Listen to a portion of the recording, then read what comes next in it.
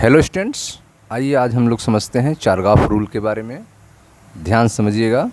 चारगाफ rule, chemical study on the basis of DNA were perform by Erwin Chargaff in 1950। ठीक है, तो DNA का जो केमिकल स्टडी करके उनके बेस के बारे में, ठीक है, जो परफॉर्मेंस दिया था 1950 में इरविन चारगाफ ने। According to Chargaff, the percentage of adenine is equal to the percentage of thymine। ठीक है, तो इरविन चारगाफ ने 1950 में जो डीएनए के बारे में केमिकली स्टडी किया था, उन्होंने कहा कि जो परसेंटेज होते हैं, percentage of adenine is equal to the percentage of thymine and the percentage of guanine is equal to the percentage of cytosine. ठीक है, percentage of guanine is equal to the percentage of cytosine. तो Chargaff के अनुसार जितने adenine होंगे, जितने percent, उतने percent ही thymine ही होंगे। जितने परसेंट ग्वानिन होंगे, ठीक इक्वल उतने ही परसेंट साइटोसिन होंगे। The percentage of adenine plus guanine equal 50% and the percentage of thymine plus cytosine equal 50%। ठीक है, तो एडेनिन और ग्वानिन, ठीक है, ऐड करके जो परसेंटेज आएगा, अगर वो 50% है तो थाइमिन प्लस साइटोसिन का भी परसेंटेज जो होगा 50% होगा। The amount of adenine, thymine, guanine and cytosine in DNA varies from species to species. अगर आप स्पीसीज चेंज करेंगे तो अमाउंट ऑफ डीएनए में बेसेस की वैल्यू जो है चेंज हो जाएंगी। The amount of adenine, thymine, guanine, cytosine in DNA varies from species to species. Species to species amount of adenine, thymine, guanine, cytosine की value change होगी।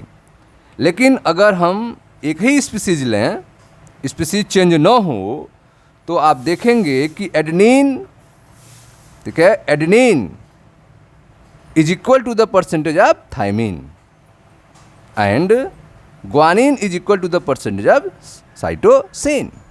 A plus G equals 50% and T plus C equal 50%.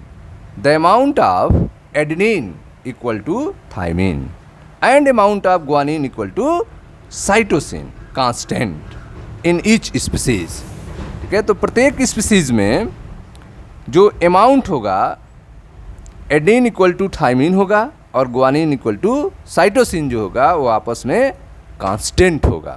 एक species की बात की जा रही, each species, प्रत्येक species में।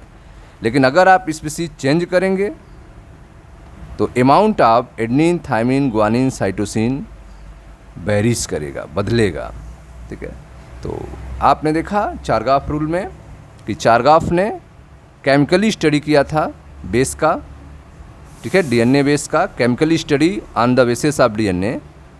डीएनए के केमिकली बेस के स्टडी के आधार पे इरविन चारगाफ ने 1950 में अपना परफॉर्म दिया था, अपना प्रपोजल दिया था, जिसमें उन्होंने कहा था according to Chargaff the percentage of adenine is equal to the percentage of thymine. जितना परसेंट एडेनिन का होगा वह इक्वल होगा परसेंट ऑफ थाइमिन के, and percentage of guanine is equal to the percentage of thymine. जितना percent guanine का होगा वह इक्वल होगा परसेंट ऑफ साइटोसिन के। The percentage of adenine plus guanine equal 50% and the percentage of thymine plus cytosine equal 50%। ठीक है, तो अगर एडेनिन ग्वानिन को ऐड करें तो उनका इक्वल्स 50% है, तो थाइमिन और साइटोसिन को भी ऐड करने पे उनका इक्वल 50% होगा। The amount of adenine, thymine, guanine and cytosine in DNA varies from species to species. Amount जो होगा वह स्पीसीज टू स्पीसीज वेरी करेगा। The amount of adenine equal to thymine and amount of guanine equal to cytosine constant in each species. प्रत्येक species में जो amount होगा adenine, thymine का, वह इक्वल होगा ग्वानिन और साइटोसिन के। ठीक है, आपस में जितना एडेनिन होगा उतना थाइमिन होगा, जितना ग्वानिन होगा उतना साइटोसिन होगा, यह इक्वल होंगे, कांस्टेंट होंगे। in each species.